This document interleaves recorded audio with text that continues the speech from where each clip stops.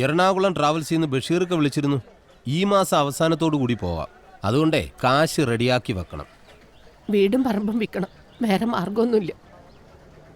പക്ഷേ അതിന് കരയേണ്ട കാര്യമൊന്നുമില്ല. നിങ്ങളുടെ വസ്തു വിൽക്കുന്ന കാര്യം ഞാൻ ഏറ്റു. അതല്ല, ജയ് ഇപ്പൊ ഗൾഫിൽ പോകുന്നില്ലെന്നാ പറയുന്നേ. അതെങ്ങനെ ശരിയാവും? ഇന്റർവ്യൂവും കഴിഞ്ഞ് അഡ്വാൻസും കൊടുത്തിട്ട് പോകുന്നില്ലെന്ന്. അത് നടക്കില്ല. എല്ലാത്തിനും കാരണം ആ ചക്കക്കുരു ഒറ്റ ഒരുത്തന കുടുംബം കലക്കി. അവൻ എന്റെ കൈ കിട്ടിയാലുണ്ടല്ലോ, അവൻ എന്റെ മോക്ക് എന്തോ കൂടോത്രം ചെയ്തതാ. ജയശ്രീയുടെ പ്രായത്തിലുള്ള പെമ്പിള്ളാർക്ക് ആണുങ്ങൾ ചെയ്യുന്ന കൂടോത്രത്തിന്റെ പേരാണ് പ്രേമം. ഇപ്പോൾ അവൻ പറഞ്ഞാൽ അവൾ ഒളിച്ചോടും, പ്രസവിക്കും, വേണ്ടി വന്നാൽ രേവമ്മയെ വരെ ഉപേക്ഷിക്കും. ഉറപ്പാ. കൗമാരകാലേ കാമുക വചനം എന്ന് വെച്ചാലേ കൗമാരത്തില് കാമുകൻ പറയുന്നതേ കേൾക്കൂ. പുരാണത്തിൽ വരെ പറഞ്ഞിട്ടുണ്ട്. ഇപ്പോൾ നമ്മൾ തന്ത്രപരമായി നീങ്ങേണ്ട സമയം. മുള്ളിനെ മുള്ളുകൊണ്ടെടുക്കുക എന്ന് കേട്ടിട്ടില്ലേ? ഓ ഗൾഫിൽ പോകണമെന്ന് ഗോപനെ കൊണ്ട് പറയിപ്പിക്കുക. ഗോപൻ പറഞ്ഞാൽ അവള് പോകും. കണ്ണകന്നാൽ മനസ്സകന്നു. ഗൾഫിൽ പോയി കഴിഞ്ഞാൽ അവൾ അവനെ മറക്കും. ഉറപ്പല്ലേ? അതെങ്ങനെയാ? അവക്ക് പ്രേമ അസ്ഥിക്ക് പിടിച്ചേക്കുമല്ലേ? അസ്ഥിയെല്ലാം മഞ്ഞുരുകുന്നത് പോലെ ഉരുകും. അവള് പോകുന്നതേ ദുബായിലേക്കാ. ഈ കുട്ടനാട്ടിൽ ഇവനെ പോലത്തെ ഒരു പീസേ ഉള്ളൂ. പക്ഷെ ദുബായിലോ ബെൻസ് കാറും കാഡ്ലിയാക്കും ഓടിച്ചു നടക്കുന്ന ഇവനെ പോലത്തെ ഒരുപാട് പീസുകളുണ്ട്. അവരെയൊക്കെ കണ്ടു കഴിയുമ്പോൾ ഇവിടെ ഈ ഓഞ്ഞ വള്ളവും തുഴഞ്ഞു നടക്കുന്ന ഇവനെ അവള് മറക്കും. എന്നാ ചെല്ല, ഗോപൻ ബോട്ടിനകത്തുണ്ട്.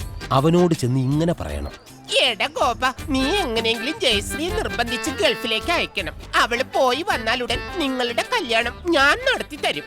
അതിലവൻ വീഴും. പോകുന്നത് വരെ അവര് പ്രണയിച്ച് നടക്കട്ടെ. ചേച്ചി ഒന്ന് കണ്ണടച്ചു കൊടുത്തേക്കണം, അല്ലേ വിമലേച്ചി? അതെ. ഞാൻ കണ്ണടയ്ക്കുമ്പോ അവൻ വല്ല കുരുത്തക്കേടും കാണിച്ചാലോ? തീ പിടിച്ച് നിൽക്കണ പ്രായോ. അവനെ നല്ല അന്തസ്സുള്ള ചെറുപ്പക്കാരനാ. അവന് തീ പിടിക്കില്ല. ഇനി അഥവാ അവൾക്ക് തീ പിടിച്ചാൽ അവൻ വെള്ളം കോരി ഒഴിച്ച് കിടത്തിക്കോളും. ചെല്ലി രേവമ്മ, എങ്ങനെയെങ്കിലും അവനൊന്ന് വളച്ചെടുക്ക്. പിന്നെ അവിടെ ചെന്നിട്ട് നന്നായിട്ട് അഭിനയിക്കണം. എന്ത്? All the best. വാ ഗോപ.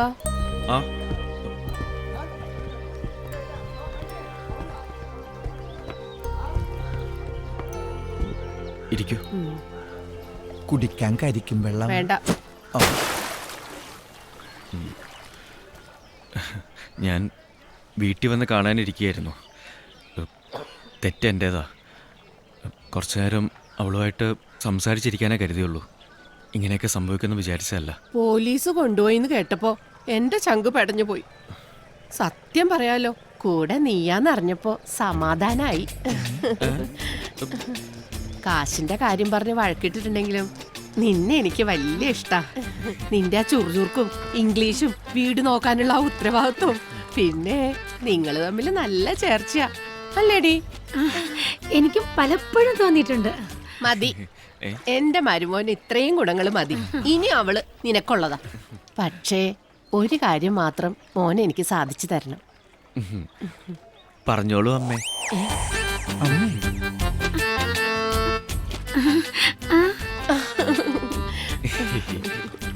അവളെ കല്യാണം കഴിച്ചു വിടുന്നതിന് മുമ്പ് അവള് സ്വന്തം കാലിൽ നിൽക്കണം, 10 കാശുണ്ടാക്കണം, ഒരു വീട് വയ്ക്കണം എന്നൊക്കെ എൻ്റെ ഒരേ ഒരു ആഗ്രഹം. അതാ ഞാൻ അവളെ ഗൾഫിൽ വിടാന്ന് വെച്ചത്. ഒരു 5 കൊല്ലം അവൾ അവിടെ ജോലി നോക്കിയിട്ട് വന്ന പിറ്റേ ദിവസം നിന്റെ കയ്യിൽ ഞാൻ അവളെ ഏൽപ്പിച്ചു തരും. ഇപ്പൊ അവൾ അതിന് പോണില്ലെന്നാ പറയുന്നത്. അതൊക്കെ ഞാൻ ഏറ്റു. അവളെ ഞാൻ പറഞ്ഞ് സമ്മതിപ്പിച്ചോളാം, അല്ലേ? പിന്നെ അമ്മ ധൈര്യമായിട്ട് ചെല്ല്. ശരി മോനെ. ശരി അമ്മേ. സൂക്ഷിച്ച് വരട്ടെ. ഓ ആയിക്കോട്ടെ.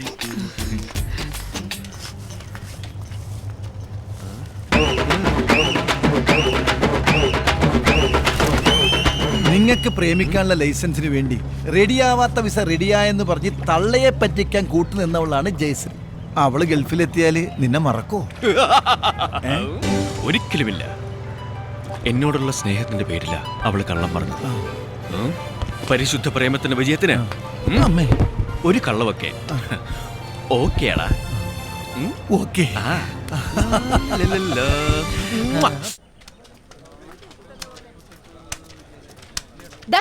നിക്കട അവിടെ.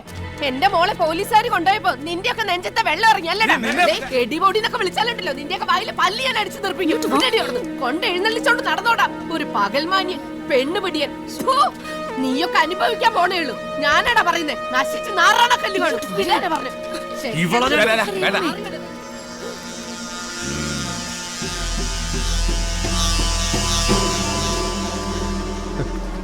അവരുടെ ഒന്ന് രണ്ട് കിട്ടിയിട്ട് അവന് മതിയായില്ല. നാടക ഡയലോഗാ. പൊക്കോട്ടെ. ടോമിയെ, അവളെ ഒന്ന് ചുണ്ണാമ്പ് വെച്ച് വെച്ചേര്. നേരം കാലമൊക്കെ വെക്കുമ്പോ മുറുക്കും.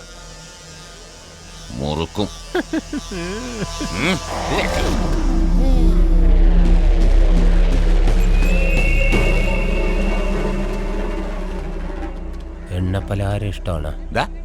തവള ഇറച്ചി കിട്ടൂ. എടോ 6 ബ്ലോക്കിന് 3.5 ഏക്കർ, 28 സെന്റ് ചിറ, ബാക്കി നിലം. എത്രയും പെട്ടെന്ന് വിറ്റ് തരണം. വിറ്റ് തന്നിരിക്കും. ഉം. എന്നെ ചാവറയച്ചൻ കാത്ത് ടിപ്പറിന്റെ അടിയിൽ തലവച്ച അവസ്ഥയാ. ബാബു വെള്ളം അടിപ്പിക്കണം.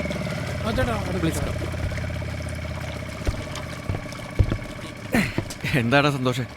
ഇന്ന് നീ ചേട്ടനും ചേച്ചിയും തപ്പി നടക്കണ്ട, കേറ്റിക്കോ. ഡേ ക്രൂയിസാ പറഞ്ഞിരിക്കുന്നേ. നിന്റെ വാചകത്തിൽ ഓവർനെറ്റ് ആയിക്കോളൂ. അത് ഞാൻ ഏറ്റു. Hello, only 500 meters from here. Our houseboat is waiting. That's good. Please. നമസ്തേ, വെൽക്കം. കമോൺ, വൽദലി. അങ്ങനെ മിടുക്കി. കമോൺ മിടുക്ക. അവിടെ പുന്നമടയിലെ അപ്പച്ചന്റെ തറവാട്.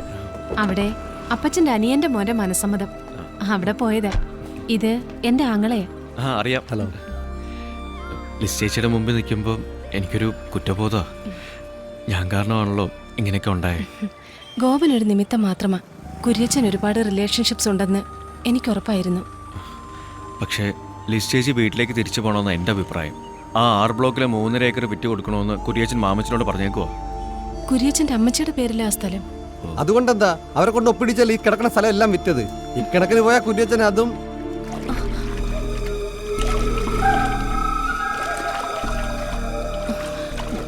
പോട്ടെ ഗോപ. ഓ എന്നാ ശരി. ശരി.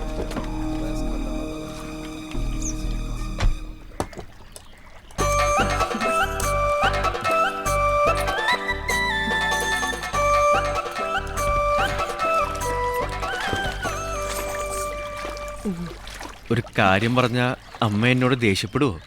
നിന്നോടോ? നിനക്ക് എന്നോട് എന്ത് വേണേലും പറയാം. എനിക്കൊരു ദേഷ്യവും വരില്ല. പറയട്ടെ? പറയടാ കുട്ടാ. അമ്മ വരണ്ട. ഇനിയിപ്പോ ഇവിടെ കൊണ്ടുപോകാനും കൊണ്ടുവരാനും ഒക്കെ ഞാൻ മതിയല്ലോ.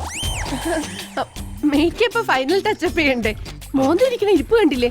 അല്ലടി മോളെ. ഓ, ഇനി എന്നാ ടച്ചപ്പ് ചെയ്യാനാ? ഇതൊക്കെ മതി. ഗോപേട്ടാ, വെള്ളം എടുക്ക. വരും. ഒന്ന് പിടിക്കണ. ഞാൻ സൂക്ഷിച്ച്. അമ്മ അത്താഴം കഴിച്ചു കിടന്നോളൂ, വരുമ്പോ വിളിക്കാം.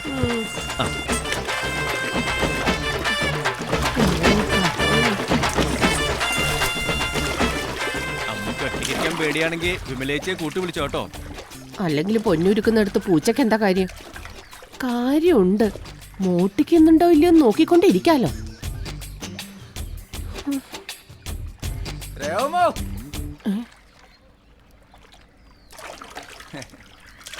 എന്താ രേമേ പെട്ടി നോക്കി? പോയിട്ട് വന്നതാണോ പോവാൻ നിക്കാണോ? പോയിട്ട് വന്നതാ. ഇറങ്ങട്ടോ. ഇറങ്ങ്.